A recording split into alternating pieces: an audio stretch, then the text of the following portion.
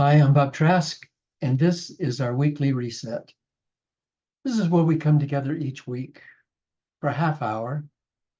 And in that half hour, we find new levels of consciousness. We explore new ideas about our minds and about our beingnesses in this world.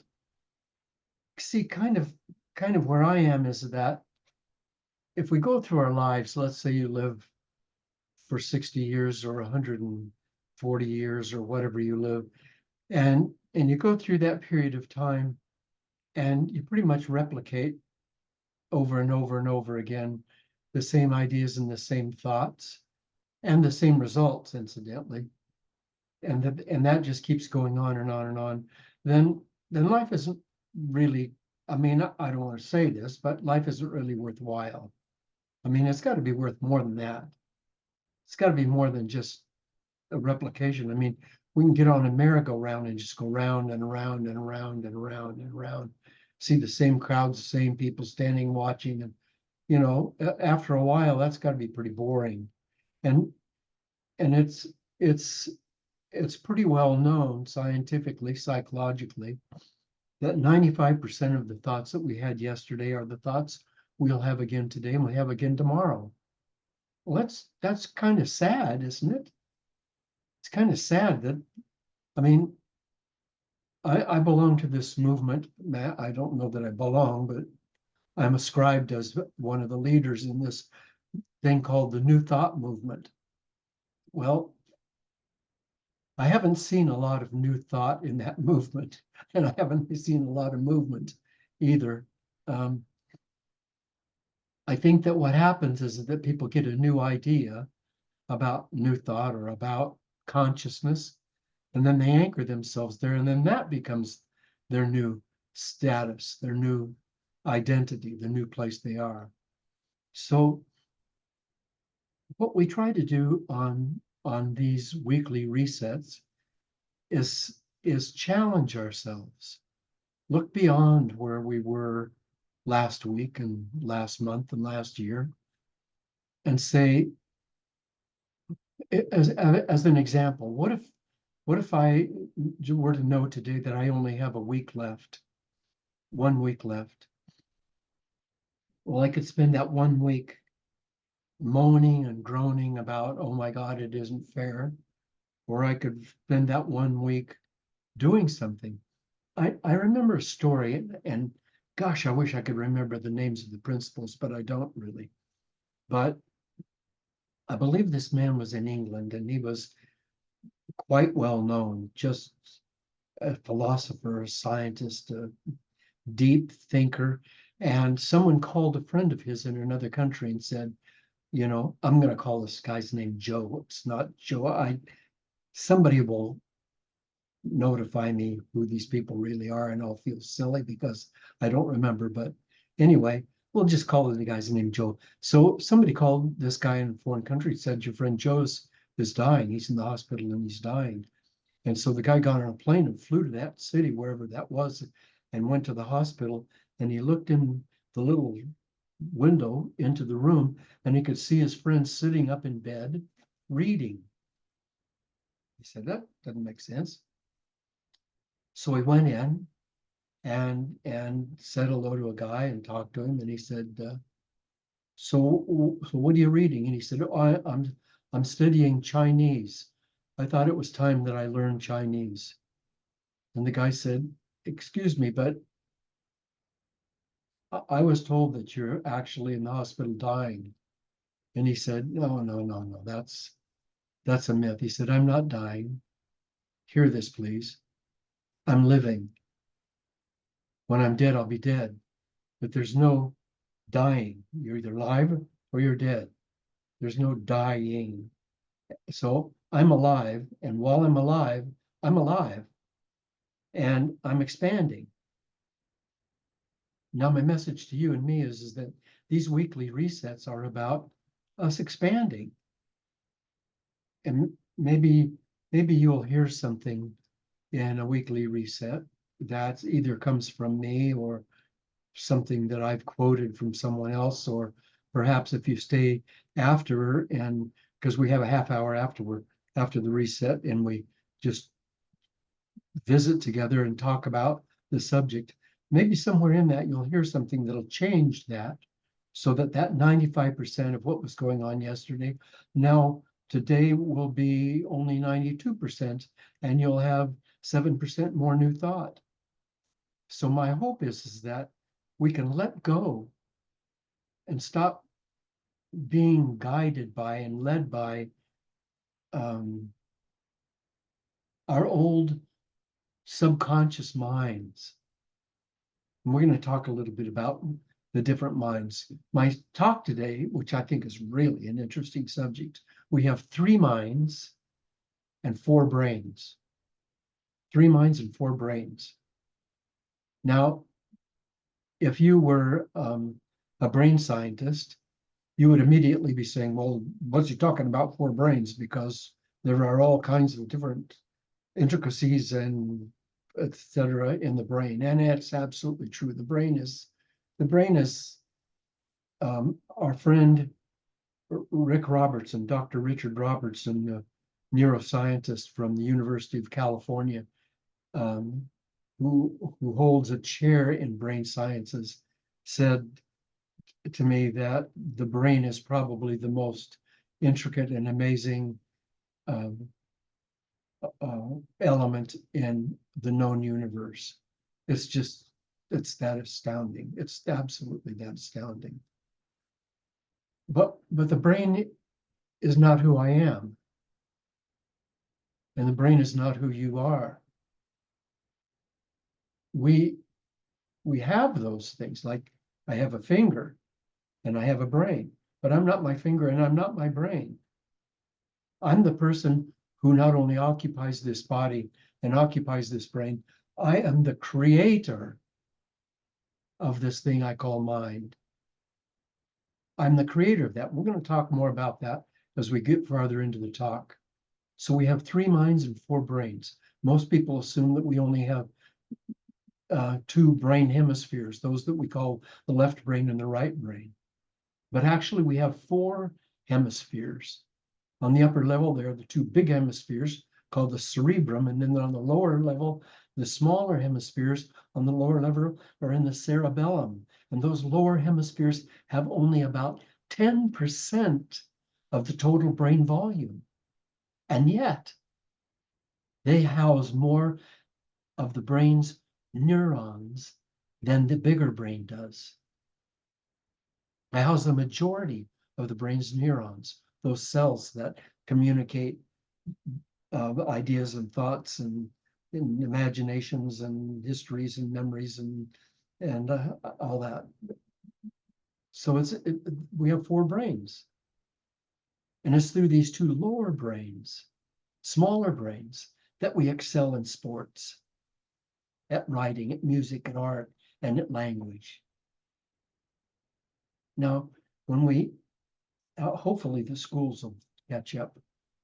Please God, let the schools catch up someday. But right now, and when I was a kid, it was even more. When you went to school to learn writing, reading, and arithmetic. Those 3 things: writing, reading, and arithmetic. And that was it. And those are all intellectual concepts. Those are all part of those upper hemispheres. But there was no education about who are you really?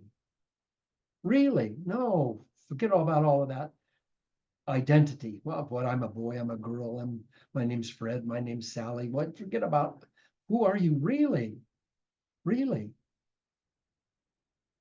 And in a seminar that I used to do all over the world, that was actually a spiritual boot camp. And some of you watching today and listening today were actually parts of those. There was a process where we sat opposite someone else in an open body position, which means hands face up on your lap, eye contact, don't look away. And you ask the person across from you, who are you?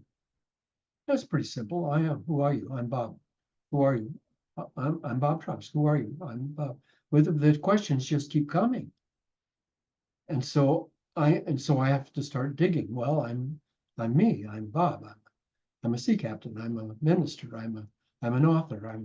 I'm a counselor. I'm a long distance runner. I'm a free diver. You just keep going on and on and on and on. And after a while, you run out of all of that stuff. And when you run out of all of that stuff, the question's still there. Who are you? And now you're down you're down at the empty platform of life where there's nothing left. Everything's been shoved off the edge. All those old identities have been pushed over the edge. And you're just there on that bare foundation of beingness. And the question is, who are you? And the truth of it is, I don't know. The truth of it is, I don't know, which is a profound statement. Because if I don't know, then I'm in discovery. If I don't know, then I'm in discovery. If I know, oh, I've already got it. Oh. But if I don't know, I'm Bob Trask. If I don't know I'm a man, if I don't know I'm all those titles that I just told you, if I don't know that, then what am I? Then who am I? Then I'm in discovery. And in that discovery, I begin to open a new self, capital S in self. I begin to open a new self. And then those 95% of the thoughts that I had yesterday, that's all gone. They're gone. I am literally out of my mind. I'm out of my mind. No, not everybody in the seminar got there. Because some people resisted, some people went back to, I'm Frank. Who are you? I'm Frank. Who are you? I'm Frank. Damn it, I'm Frank. So some of them never really got there. Not many of them didn't get there. Most of them got there, at least to some degree. But those who really got there, their lives were changed forever. And I still see some of those people once in a while, or I get an email or a text from them and they say, you changed my life. You changed my life. I wrote some processes and seminars and stuff, then put them on, but they changed their lives. They decided to come. They decided to sit in that open body position. They decided to dig down inside and find that out. And today, we don't have that kind of a process going on. I can't do that with you today. I'd like to buy. Maybe we can someday, somewhere along the line, get one of those seminars going again. But right now, I can't do that. All I can do is ask you to please, please, please, please look deeper. We're taught in school to pretty much ignore those lower brains, to only pay attention to the intellect. But the intellect is all about categorization, isn't it? And memories and belief systems. Psychologist William James said, a great many people think they are thinking when they're merely rearranging their prejudices. A great many people think they are thinking when they're merely rearranging their prejudices. What are prejudices? Prejudgments. I've already prejudged. I saw this tall, skinny guy, and he's got this big, ugly dog that's snarling and growling at everybody, and he's got a scowl on his face. And I got this guy figured out, don't I? I already got him figured out, don't I? I already know this guy, don't I? See, that's prejudging. And so when I do the so-called new thought thing, I rearrange my prejudices so that maybe they're a little bit more in harmony, but they're still my prejudices. Now, what if I see this guy and he's got his dog and his dog's pulling at him and going rah, rah, rah, and going down the street? And what if I come up to him 5 feet away and I say, hi, how are you doing today? And he got a big smile on my face. And what if he smiles back? You'll say, yeah, what if he doesn't? But what if he does? And what if his heart smiles, even if his face doesn't? And I say, what a beautiful dog. What a beautiful, beautiful dog. What's his name? See, this guy's no longer a stranger. And he's no longer a part of my prejudged mind. I've just opened my mind up. I've just opened myself up. If all I'm doing is rearranging my prejudices, then where's my imagination? Where's my creativity? William James said that we must unclamp ourselves from the confines of that intellectual machinery, unclamp ourselves and let ourselves run free. And this is where the four brains and the three minds come together. Because I've talked about the four brains, two upper brains, two lower brains. Now, the three minds, there's the higher mind and the conscious mind and the subconscious mind. And the subconscious mind, let's talk about that first. Gosh, that's just, I mean, the whole brain is amazing to me, but the subconscious mind it's beyond astounding. I've been studying it for years and years and years and years. I read everything I could read about it, and I still feel like a kid just trying to figure it out. It's so amazing. Do you know that if you were 4 years old and you went to the movie theater with your brother or sister or friend and sat down and had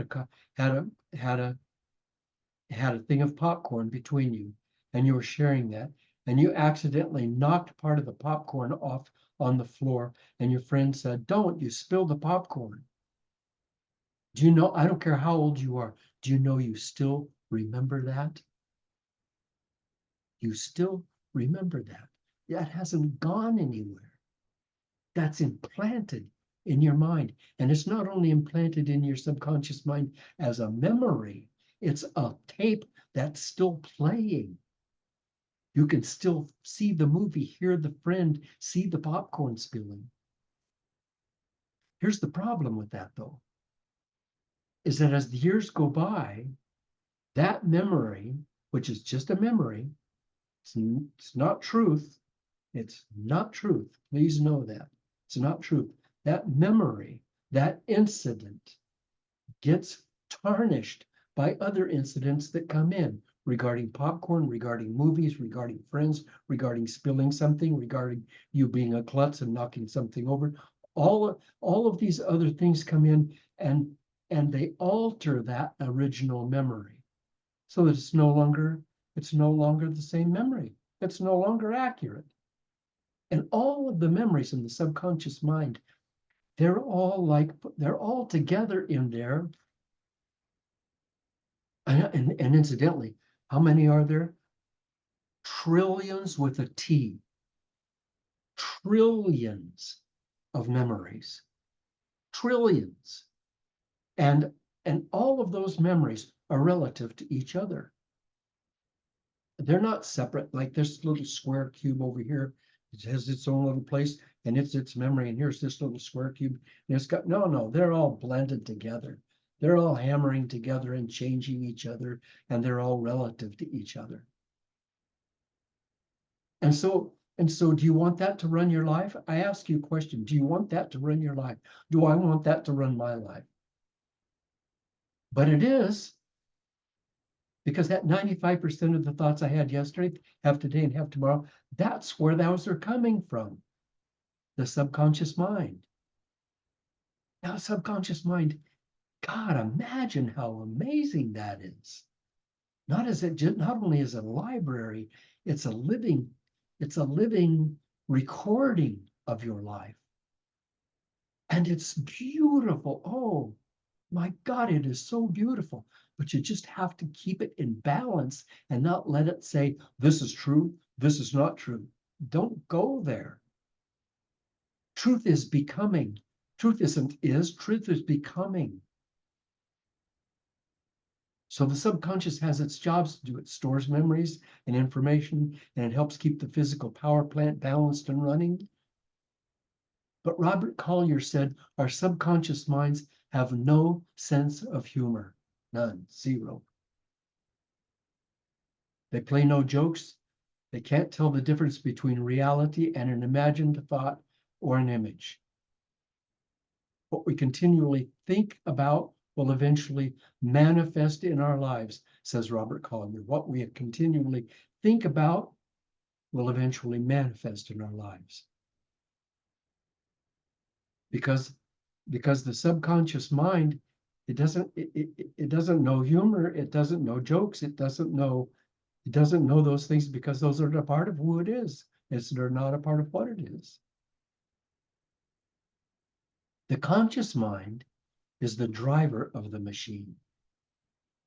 The conscious mind calculates, thinks, decides, and writes checks.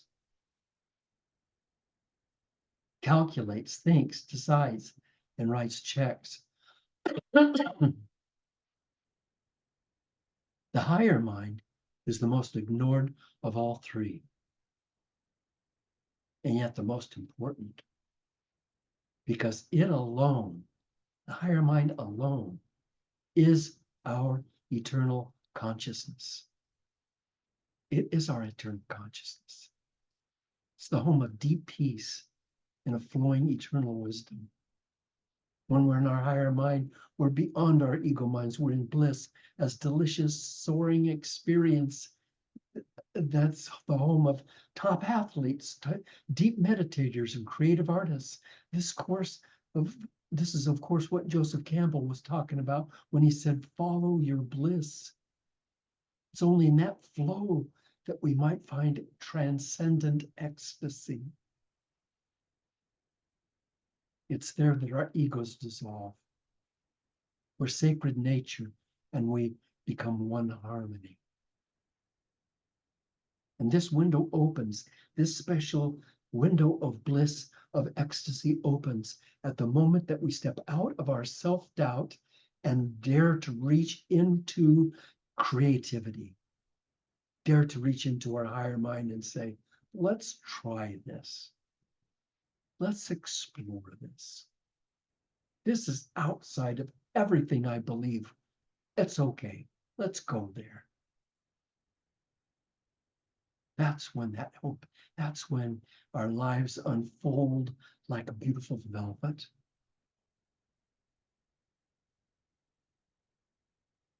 The ego is in control of the intellectual mind, and it creates a sense of separation and individuality.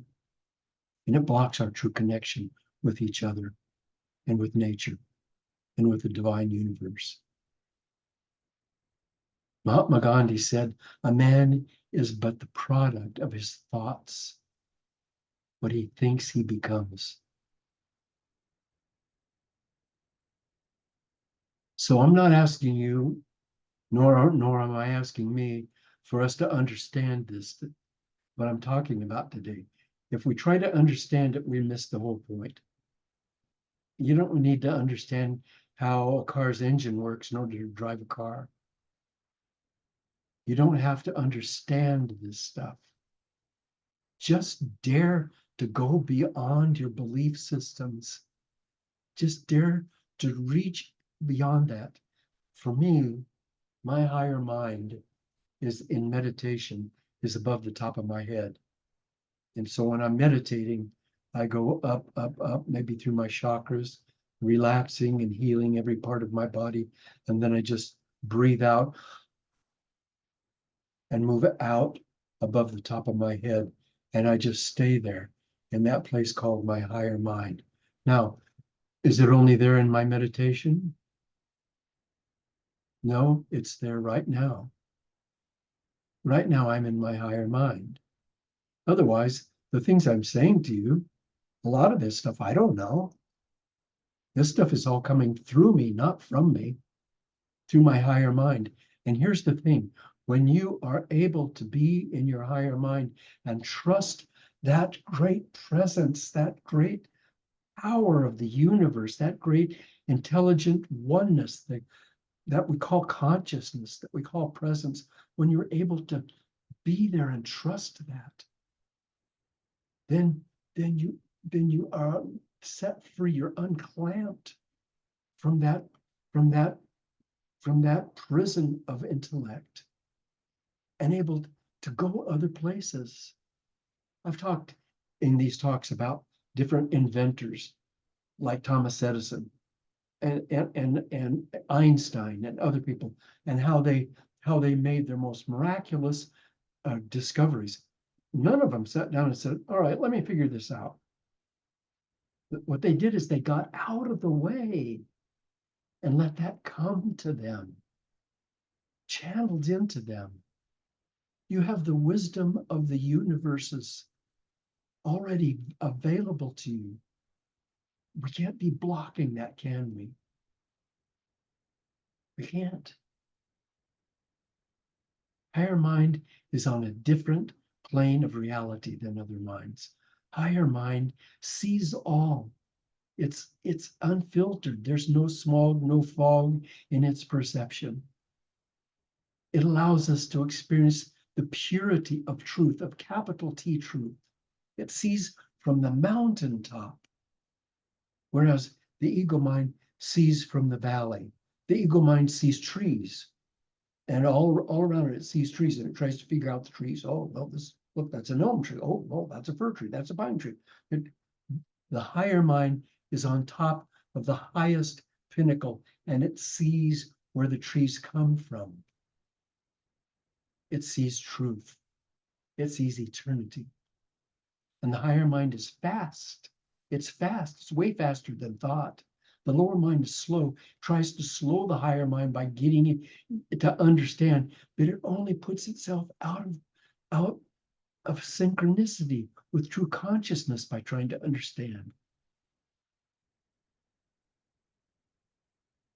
Ayrton Senna, great athlete, said as soon as you touch this limit, now he's talking about the limit of moving out of that encapsulated space into the wonderness of life. As soon as you touch this limit, something happens and you suddenly can go a little bit farther.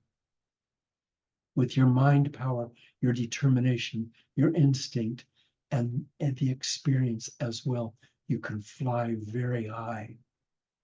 One of the most amazing athletes that ever lived. And he's just talking about what we're talking about, your higher mind. In order to conceive of higher mind, I think we have to first really understand and accept, not maybe understand, but accept that great, powerful wisdom that is all universes in all places in all time, and know that it's communicating to me, communicating to you at this moment through your higher mind. It's communicating to you. We're not abandoned. We didn't get abandoned here. We're still hooked up to the umbilical of eternity of the great mind. But we have to be open to that. It's reaching, it's communicating with us all the time. All the time. So we have to allow that wisdom from higher mind into our awareness. We have to access the lower two hemispheres of our brain in this wonderful, wonderful place. And we have to practice that. We can practice by measured breathing. We can practice in so many ways. John Locke said, it is practice alone that brings the powers of the mind, as well as those of the body, to their perfection. So you're eternal. You're eternal. You're not a body. You're not a brain. You're an eternal being that's created those in order to have an experience here. You've lived and will live forever, forever, forever, forever. And you can just let go of that worm of ego and begin living in your higher mind today. And expand your incarnation beyond anything that you can now imagine.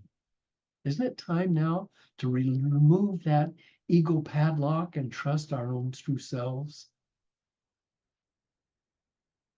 And we need to meditate. I mean, I don't care how you meditate. I mean, there's all lessons about meditation. Just meditate. Go online and find meditation music and listen to it. Do whatever. Just meditate. And it's not like this exacting thing. Oh my God, I have to cleanse myself of all thoughts and I have to be in this state of baloney, baloney. Just do what you can to meditate.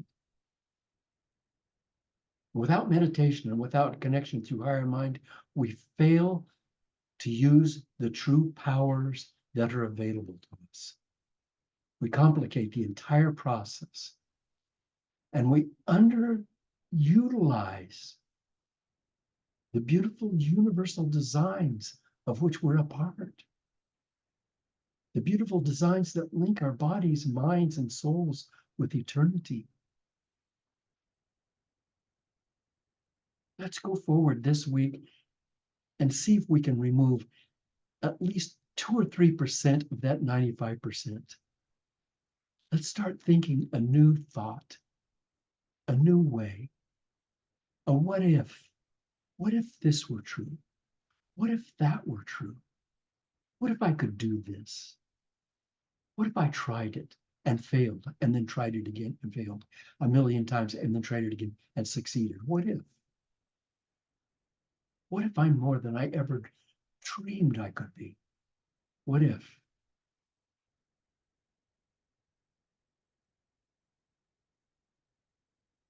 Thank you. Thank you for being with me today. Thank you for your blessing, for your love. Stop by bobtrask.com and leave a donation, will you? So that I can continue to expand my work in the world. And also, if you're on Facebook, this talk will be on Facebook later today. You can go to my site on Facebook and hit share, and it will go to all of your friends and all of your contacts. And in that way, you can help me, and together we can expand this good work in the world. Let's do it together. Let's do it together. Our class starts on Thursday. You are eternal. A class that's going to be on near-death experiences, past life experiences, future death experiences, all the different ways of transitioning from this consciousness to the other without fear, without doubt, without ugliness, in a beautiful, beautiful, flowing, magical way. Come and join me. You can go to bobtrask.com and find out the link to that class. Thank you for being with me. Thank you. I love you. And I hope you have a wonderful, wonderful week.